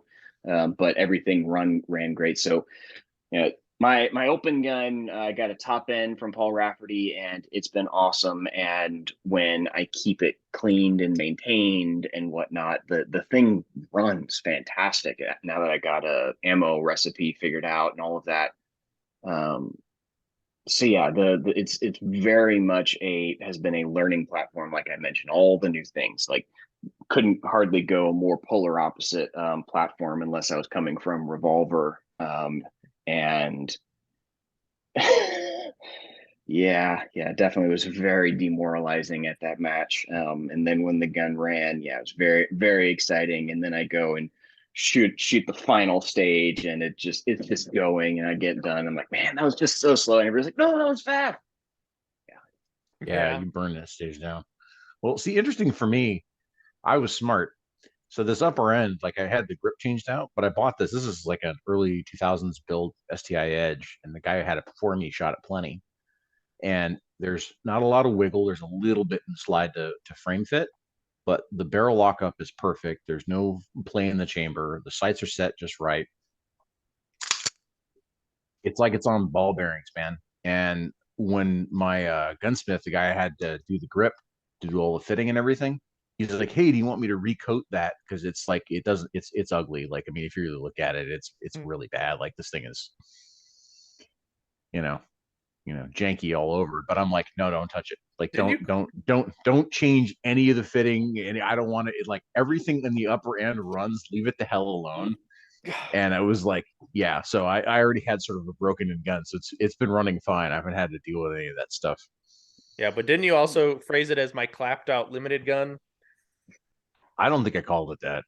I'm not a clap that guy, but I call this one like the Harlequin gun, because it's like there's like polished steel, then chrome, and then Cerakote, and then unfinished steel, then blued steel that's worn, and then some random stuff. Like it's like this thing is just it's ugly, but it's beautiful because it's ugly. I don't know. Like there's just something about this that I absolutely love this gun. Like it's fantastic.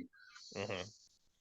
Yeah, I mean, for me, like I haven't had any issues with this gun other than that it hasn't been induced by super cold weather, with too much, I'd call it grease, but it wasn't grease from the builder. And then, yeah, then it did have a little over. It was a little over. I did have some issues with the extractor when I first got it. It just had too much extractor tension on it, so it was just causing some issues. Fresh Aftech springs. Like I only have I think the back spring in mine. I'd have to take it apart, but I really don't want to take it apart because then I have to put it back together. But Yeah, I was like that for a while, not wanting to take it fully apart. And anytime I was messing with this, that, or the other, changing something out, I was only taking it down to the minimal amount of apart. And eventually, I haven't now at this point taken absolutely everything apart. And I would procrastinated that one for a while. right, but I definitely agree. Gun butter is delicious on here. I do want to try that stuff called Blue Lube, the Blue Gun Lube. You guys seen him on the Instagrams? Mm-mm. So I guess Tanfo Timmy is shooting his lube, but it reduces dot splatter for your optics guns, and it doesn't seep as bad, it seems like, as some other lubes. I'm not saying the gun butter seeps out the gun really bad, but I'll say this is way better because but for the longest time I've been using either Lucas Oil or I've been using like one of the other was I have a bottle of Cuda Lube. They're the two other oils that I normally use, which have been just fine for like Glocks and pretty much like the CZs love the Cuda Lube. The Lucas Oil stuff's been pretty good. But it doesn't stay, like especially in Texas heat. You shoot a whole day match, like that stuff kind of just crawls everywhere, and so you really do need to re-oil. The thing that amazed me with the gun butter, and no, I'm not paid, no, I'm not sponsored, but if you want to sponsor me, let me know. Was the fact that ran through a couple long sessions with this 2011 in Texas heat, and when I got done, it was fine. Like I was amazed. I mean, there was gunk and buildup and stuff, but you ran that slide in the frame, and it's just like it just felt like it was on ball bearings. Mm-hmm. Yeah, I do like it. It stays where it's supposed to be for the most part. It definitely stays like on the hood and on the barrel really nice. And it's pink because it's fancy. I don't know. I mean, at least the color is nice, I think, because then you can kind of still see it. Yeah. Have you used this stuff? Trigger butter. No, it sounds like the devil, but what is it? Well, but it's gun butter. It's one of their products. So it's like this like thicker grease. And this, especially if you're running 2011s, if you do this and put it on the locking lugs, and then if you get your gun down to it, you put it on the back of the trigger where the sear engages it, just a little light coating of it. It really does make a big difference. This stuff's actually pretty impressive. I've heard of it, but I've never seen it used, so I might have to look that up. Yeah, you can blame Blanton for that one. He was the one that I first saw it at his place, and I was like, "Oh, how good is this stuff?" And he lubed up his gun. He's like, "Here," he handed it to me, and I was like, "What?" Well, gonna have to buy that. Okay. Yeah. Reds, how many cups of coffee are you at right now? Well, these are 16 ounces, so if we assume 8 ounces, which is pretty normal for most folks, this would be somewhere between 7 and 8 cups. Oh, you've got a couple more to go still. You can keep going. Yeah. But yeah, lubing, I think lubing the gun's super important. I mean, I have seen it where like the gun is better off dripping wet because then at least you know it's gonna run. Like seems like the drier the open or limited gun, the less likely it is to stay running all day. Yep. Well, as opposed to this, which I just lube it with the tears of my enemies. Wait, what are you talking about? You can run that dry; it'll run. Run it through the desert first. Just dip it in the sand. I need lubricant. Give me dirt.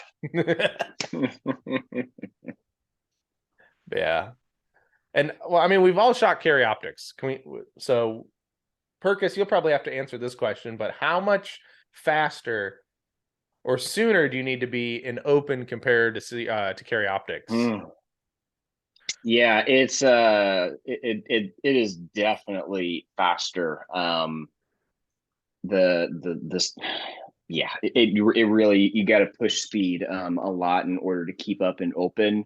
You know, I've seen people be like, "Oh, you got cheater guns, and I'll show up with an iron sight gun, and blah, blah, blah, all that posturing online." It's like, okay, well, first off, you take the open gun, I'll take your iron sight gun, and I'll still beat you. The other thing is, everyone else is running with the same setup, and so the margins are so much slimmer, and the throttle control has a much broader range. For example, if I'm going to shoot a like a 20-yard mini popper, if I'm shooting with a CO gun and an open gun, it's going to be the same. You got to get the steady enough to get that shot, and then off you go. But the engagement of a 3-yard open target is going to be a lot faster and a lot more aggressive with an open gun than it is with the CO gun. So you have to push speed while also being able to throttle down to extreme control based on the difficulty of the target. And that range, that window is much broader in open. And so that pushes the vision speed. You have to be able to process and understand, see all of these things going.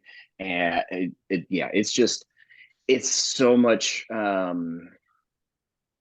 it really is faster. But it's not that different. I've had conversations with people where it's like going from open to or CO to open, it's the same.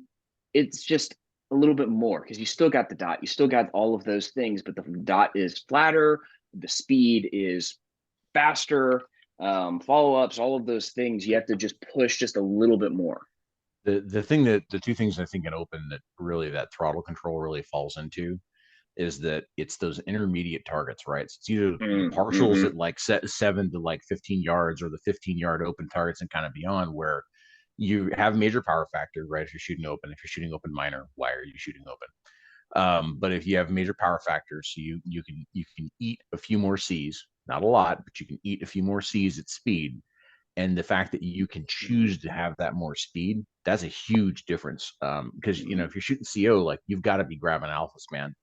And it's, you know, again, you can get Charlies, but if you look, I think I'm the nerd on that stuff, but you know, Nils I think smoked everybody at like 5-to-1 alpha to Charlie ratio at the last nationals. But even in CO, like 4.5 to 5-to-1 is kind of where it's at. Where if you look at open, like 4-to-1 is where it's at, like the alpha to Charlie ratio. Limited is lower; it's closer to 3-to-1 and limited. And so it's kind of one of those things like where you look at how you shoot speed and control for the hits that you're going to get. So you can choose in those intermediate targets to shoot a little bit faster, and because of the comp and because of the mass of the gun, you can really see that as that choice happens. At those intermediate ones, you get just enough movement in this that it's like, I'm not real sure about taking another shot for that extra alpha that I need. Whereas you're like, I'm probably going to get 2 alphas. I might get a Charlie. It's fine. Bow out, gone. And it's not, you're not really actively thinking that in the process, but it's there. So that's really one of the huge advantages with open. That's really where you start to see times open up, is when you have targets like that. You're talking about like the, you know, the mini popper. You said 20 yards. Like, you know, think bigger. Manny knows 35-yard mini poppers. So that's just a normal match for him. Oh yeah. Thanks guys at Brooklyn.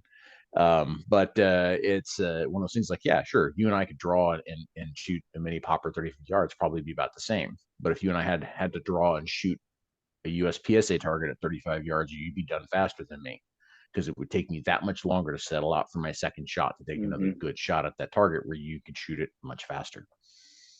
I've very much noticed that. We've got the commanders at our local clubs, and so I analyze the splits and I look at all the different stuff. And switching to open, my split times have absolutely come down, particularly on those intermediate targets and those partials. It allows me to just push a little bit harder and a little bit faster and be fine with it. And with the recoil and everything, it I'm going faster, but it feels slower. There's been multiple times where it's just like, oh, gosh, that felt slow. Like, oh, that was a bill drill. Like, gosh, that was so slow. It's like, no, 14, 15, 15. Oh, God, it felt slow. And then that is even more exaggerated on those intermediate partial targets where the dot is there and you're confirming it and you're getting that second shot, and the dot is just moving so much less than with CO. And yeah, you don't have to be as precise if the dot is there on the center, center-ish of, instead of center of brown, center-ish of brown. Good enough, send it and off you go. And yeah, it's fun. Right. Well, and even like this, right? So most striker fired carry optics guns are on a hinge, right? We like, I don't think there's any gun in the carry optic space that isn't a hinged form of a trigger, right?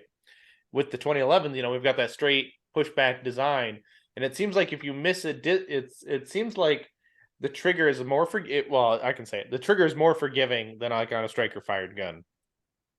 And it seems like if you miss those far targets, or you're missing those targets and you have these mystery mics, or it's like a far off shot, it's probably more your grip than it is your trigger control, it seems, at that point. I can attest to that actually from the limited side. So like I said, I was an idiot and I shot limited with a Glock 22 all last year, right? And the thing with that was interesting to me was that when I picked up the 2011 and just messed with it briefly, the thing that I found was that it wasn't that like, oh, I can shoot the 2011 better than I can shoot the Glock. What I found was that it made it easier. The trigger, the weight in the gun, these sorts of things it really, if you're getting down to brass tacks, it's covering your sins, right? That's really what it's doing. Like yeah, my trigger pull wasn't perfect or whatever, but it's harder to have a perfect trigger pull on that than it is on this. And so it's easier to do what needed to be done. So I can say for sure that it's really, when you cut down to it, it's easier to shoot. It's not that the Glock was necessarily holding me back, but it would take more effort for me to accomplish the same thing that I could do at my current skill level, if that makes sense. Mm-hmm. So versus it being, and I'm being mildly arrogant, but I'll put that out there, that I got to a skill level where it's not as much as that it's covering up my really bad fundamentals. It's that I have pretty solid fundamentals, and they're solid enough that I can exploit the advantage that it gives me. It's a slightly different place that we're coming from here. It's not that I'm using a good trigger to cover up the fact that I don't know how to grip a gun. I do. It's just now, because I don't have to worry about focusing on having this absolutely perfect trigger pull, I can go just a little bit faster and still get good hits. Mm-hmm. And what I really noticed is the weight difference between, the super light Glocks or the CZ P10s to like a 2011. It's like, this thing is this is a 3-pound gun holding in my hand. The first day was like, oh my God, this thing's so heavy. Now it's got a heft, but it's not like, oh my Lord, I need to go do curls to feel like I can hold this gun up. But it's definitely, I like the weight. I will say I like slinging around the heavier gun. I don't notice. As soon as the buzzer goes off, I don't know the difference. Honestly, like, I can't tell. Like, somebody's like, "Oh, it's a heavier gun. It's this, it's that, the other." Like, yeah, I mean, 100%. Like, I can feel the difference. But as soon as that buzzer goes off and I'm running a stage, I don't know. There's a gun in my hand. I'm looking for sights, pulling a trigger. Like, that's all that matters. Everything else is sort of irrelevant. Mm-hmm. Yeah, I can see that, and yeah, I guess more than how the gun feels is probably how the ammo and the gun react to each other, right? Like spring weights and springs and powder charges and bullet profiles, and it seems like Reds is very lucky because he just gets it taken care of by his ammo loader, and he doesn't have to worry about it other than testing at your chrono. Well, I got to make sure the load runs and it works. We did develop a load. It's just I'm not the guy doing the actual loading. Mhm. I got a guy for that. Although it sounds like I might not have a guy for that coming up soon. So Oh that's kind of no. scary. Oh no. So. That's no bueno. But I know Perkins, you had to jump straight into the deep end. Like, you'd never reloaded before, Gosh. and then Yeah. you're loading major.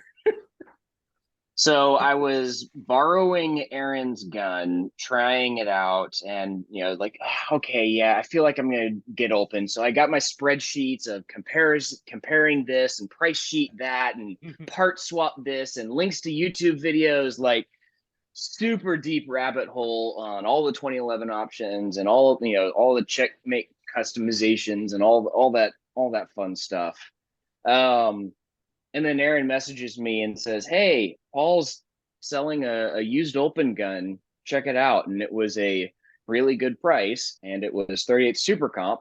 And so there's like, okay, quickly, 38 Super Comp. What's the quick research of that? And then it was a almost a borderline impulse purchase. It was impulse on the timing, not impulse on the decision, because I knew I was going down this route, and the deal was really good on the price, where it was cheaper than a lot of the other options that I was looking into, and it was 38 Super Comp, and it was from a really well known, high reputation gun builder, and so then it was like, okay, I just bought a 38 Super Comp gun. I guess I'm reloading. So I had to go out and dump in all the money into getting a reloading press. I'm very blessed to have a good group of friends who guy came over and helped me set it up and helped me walk through all of that. And I had other friends who had been shooting 38 Super Comp. I was able to get data from them, compare it to other data from stuff that I found online, and narrow it down to a range, made my batch, went out, tested all the stuff, and had a series of comedy of errors during my initial chrono testing, where I forgot my chrono, and then I brought my chrono, but the batteries were dead. So that whole process took longer than than it should have. So, but yes, I've had to go from know conceptually how reloading works to I need to know intimately how it works so I can optimize my load down to the thousandth of an inch on the overall length, and messing around with all of the different levers that you can pull on what works and what won't work for reloading. Plus there's the maintaining, there's the inventory management, there's the how do you reload faster, on top of all of the learning how to clean and maintain and gunsmith my own gun. Oh, it's been a lot, man. Well, and I think it's powder management on spillage. Yeah, there is that too. Yeah, and this is why I have a guy for that. Yeah, and I'm honestly surprised you didn't just go out and say, I'm going to buy Ely ammo and make sure my gun runs Ely 100%. Well,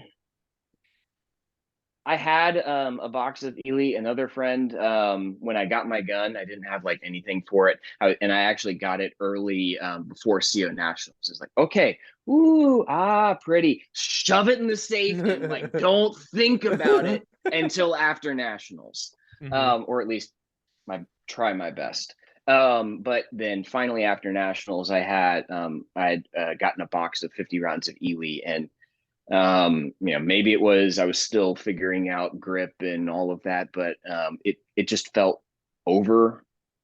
It had just too much oomph, and it did not feel like an open gun flat.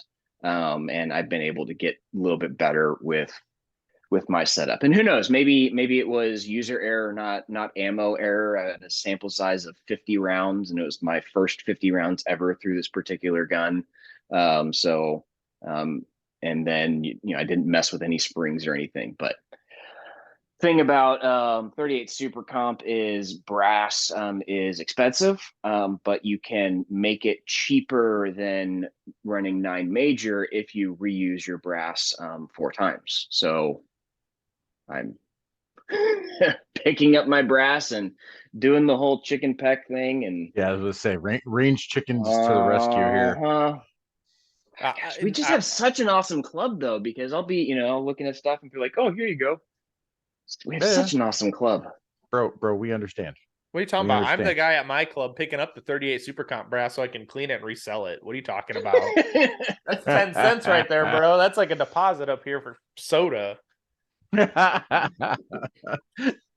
Not if you get the 38 Super Comp redemption value on the side of the case. Yes, exactly. Yeah, but yeah, it's there's a lot of hidden things about reloading in there, and recoil too. Like it seems like 9 major or 38 Super Comp, it hits differently in the hands. I think we talked in the pre-show about it, but it hits differently than like a 40 cal. And especially different. I feel that it's different in a way than 9 minor, but it's more fun because it makes loud barky noises.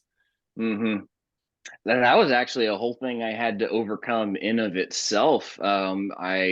Flinching came back in. Of course, I'm running 38 Super Comp with 4 popple holes and a 6 chamber, or six holes in my compensator. So I have a very loud open gun, but I had to volume of fire get past that because I was absolutely flinching due to the concussion at the start. And then of course, because I knew I got in my own head and made it worse because it was a problem, and then I was afraid of it being a problem, so it became more of a problem.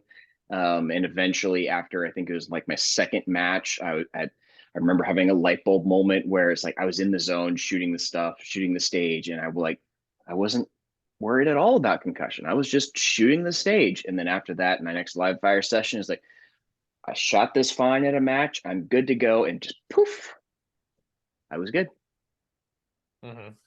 Yeah, and I definitely think the concussion is it's great how open guns protect their users, right? Like the big old poof of concussion goes around you and you don't feel any of it. It's like, yay. It sucks to be the RO for the most part. I don't know if you've had to deal with this, Perkis, but I never had to worry about double plugging at all. Like I've had good plugs or plugs that at least have protected me enough to not bother me for it being loud. I will say there's only one gun. It's the only one particular gun when I hear it at the range shooting on my same squad. Is it like you say that like really chatters your teeth? Not a lot of open guns do that. Only one gun. It happens to be my area director's gun. And I enjoy shooting with Rick, but his gun definitely rolls the teeth a little bit. I'm trying to think because I don't even Perkins. I don't think your gun does it. I'm trying to remember who it was I shot with. Somebody's got an open gun that if they're shooting on the bay and I'm not like a good like 10 or 15 feet away from them, like I can feel it clearing my sinuses from the overpressure waves. Like it's just that is what like you like I'm like, well, I can breathe better now. I can't hear, but I can breathe amazingly. So yeah, it's definitely some loud open guns out there. I do double plug. I've got some in ear. It's the decibels, and so it molds to the ear and feels nice and comfortable. So I don't really have any issues. But I also don't need to set it to maximum penetration of the ear and get it all super sealed and everything, because then I do have the over ear, the Peltor Sport, what is it, the 500s with the gel cup. So I've got the electronic over ear with the under ear, the in ear underneath that. Yeah, I mean, for a while, Reds and I were using the same ear pro, the EEP 100. Well, you had the fancy ones, you had the bougie black ones, and I had the cheap green ones, and those things die. Like, I am so pissed at those at the moment for the same but yet different reason. Like they don't. It's not that they don't hold a charge; it's that the electronics are taking a shit now. Where mine just got to the point they wouldn't hold a charge anymore. See, mine will hold a charge, but it's probably getting to that point where they're not holding a charge or starting on that. But it's just like it clips out the talking, and it's like we're far enough away from the shooting. Like I shouldn't have to be clipped. Like I should be able to talk to somebody, or you'd have them all the way up, and you still wouldn't be able to hear anything from people. And it was just like, just turn them off and wear them for now until I can get. I want to get some custom molded ones. Just that's me. I just want to get some custom molded ones. I much prefer in ear pro than the muffs, just because I mean wearing iPro it that does bother me with the muffs for some reason. I don't know what it is. Do you have gel cups? I do have gel cups, but it's I don't know if it's the pressure or like I don't my lens my frames or something just kind of don't mesh with. Maybe it's a emotional some weird response to I don't want to have muffs in glass. I don't want to have muffs. It's probably just what it is. It's some weird thing. I was like, no, in ears. But God, you can go down a rabbit hole on ear protection. Like I think the Dallas crew is all now switched to Sordens, and I'm like, oof, I do not want to pay for Sordens. Yeah, I've heard durability issues with those, maybe those older versions, but I don't know. One of the other nice things about having the in-ear over-ear is I can remove the over-ear and let my ears cool off from the Texas summer, and so I can have a little the benefits of both, where I get the better protection with the over-ear while I'm at the bay doing all of the stuff with the shooter, and then if I step away to the top off ammo, then I can just pop it off and still be fine. Mm-hmm. Yeah. Well, and I guess I have my one more topic, and then we'll push it to you guys to have your final closing words or whatever topics you want to hit. But I will say that these guns, they're not necessarily cheap, and I do find that they're gorgeously attractive still. If anyone is thinking about getting an open or a limited gun, I'd say do it now. Just do it. I mean, be physically responsible. Don't put yourself in massive amounts of debt, but I still say you should do it if an opportunity comes up. But they're a labor of love, and they're beautiful. And this one is mine. There are many like it, but this one is mine, and you cannot have it. Reds, will go to you first. What you got? I don't know. I like shooting, so there's that. No, I'm glad I ended up going this route. I mean, I'm shooting a dying division for sure. I mean, iron sight, limited gun, and major. Like, there's just not many people that are shooting this anymore, and that's okay. I'm not shooting because that's where all the heat is. I'm shooting it because I want to enjoy this division before my eyes get to the point where I can't. So right now I can, so I'll enjoy it. Limited optics looks like it might become a thing. If that's the case, well, maybe I need to get me a 2011 with a dot mounted on the slide. Then I don't have to worry about comps and all the other goofy stuff that goes along with open guns. And, maybe I'll go play in limited optics. But other than that, I will stick to my plastic fantastic Blanc. So they work for me. I work with them. So, but that's it. I mean, it's a cool journey. I'm glad I found something other than a Glock that I can actually shoot successfully. So that's, if anybody knows me, that I've had the worst luck with everything that isn't a Glock. So to the point where people would have the gun, like you sell it afterwards, or they would shoot it, while, just borrow it at the range and whatnot, and it would work great for them. But then he would pick it up and just. this is accurate. I can see that. Perkis, what you got? It is absolutely a commitment. It is a financial commitment, and it is a time commitment. You have to be serious about the sport to go the 2011 route. There's a lot of these staccato owners coming out, and all these people are just getting the gun and getting the 2011 and running with it, as this gun platform kind of reemerges from the ashes of the 1911. It honestly scares me a little bit, the prospect of all these people running around carrying around 2011s and the low level of skill that they will often have. I have seen many a shooter go, huh? Why isn't it going? Oh, safety, here we go. And then off they go to town. And then the maintenance, with Plastic Fantastics, you just rub some dirt in there and off you go. And the 2011s, they need a lot more maintenance. And yes, you still need to maintain it even if you don't shoot it and you just stick it in your carry holster. There is a lot of paperweights stuck around in waistbands running around. So it is a commitment, that if you're going to go this route.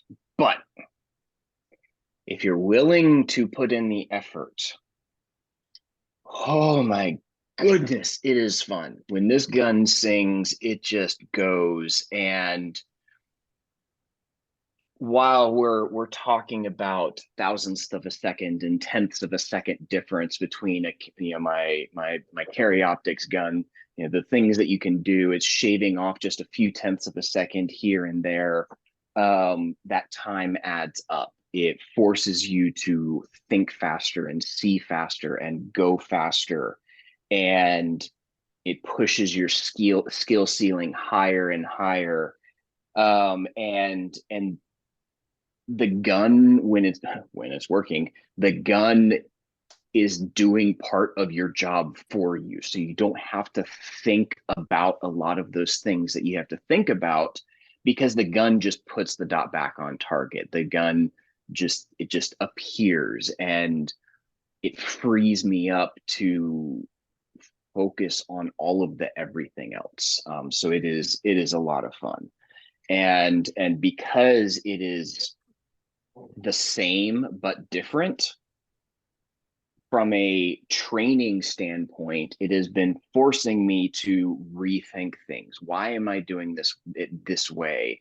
Been doing a lot of video watching of my own shooting and comparing it to other people's shooting, and watching as many Grandmaster open shooters as I can, and just like, why is that different? Why is that different?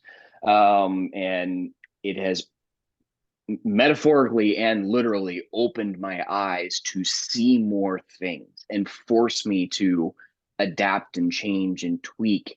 And I'm fighting over minutia at a level that I hadn't ever fought over before, in carry optics. And it is so much fun, and I just can't wait to see how much further I can go here in open this year.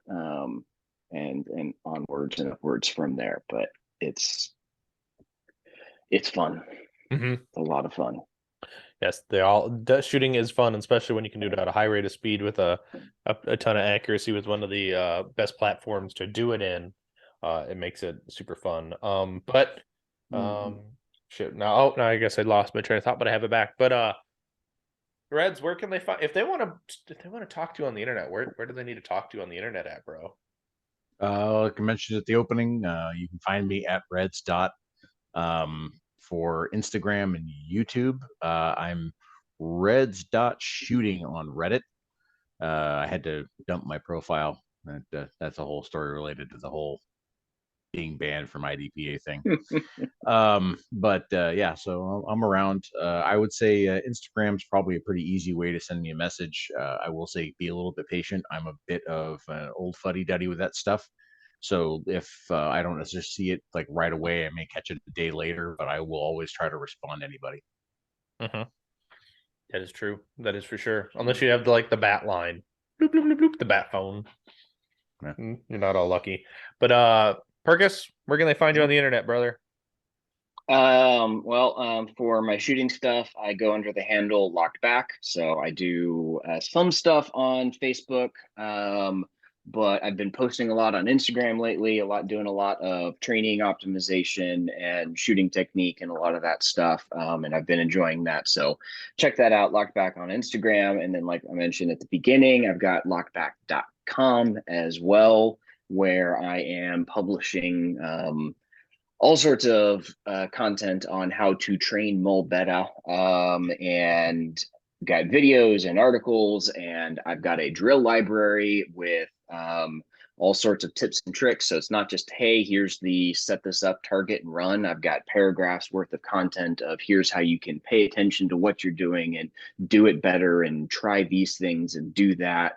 And it's all filterable by skill type. So if you want to work on transitions and shooting on the move, select the filters, off you go. And I've got a lot of fun ideas to go from there.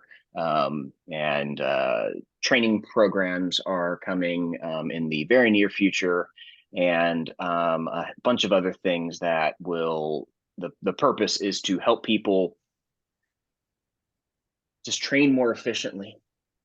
Yeah, so that's about it. A lot of people get caught up on the technique, and then they just go up and they do 50 dry fire draws to a single shot in a row, or do one reload one drills, and then wonder why they're not getting any better. So I've got lots of content on here's how you can train with greater efficiency, so you get more skill progression out of less hours put in. So you're saying I can't do one reload one and be a GM? Oh my gosh, one reloads one. The internet just is so full of it. And the rifle to pistol transitions. Oh my goodness. Draw one shot. Rifle runs dry, switch to the pistol, draw, shoot one shot, top off the pistol, switch to the right. Oh my goodness. And I'm like, hey, why don't you do target transitions? Like, huh? What? Yeah. Target transitions and shooting on the move. Work on those things. Stop the one reload ones. There you go. I knew saying that would get you going, but that's freaking funny. I'm not gonna lie.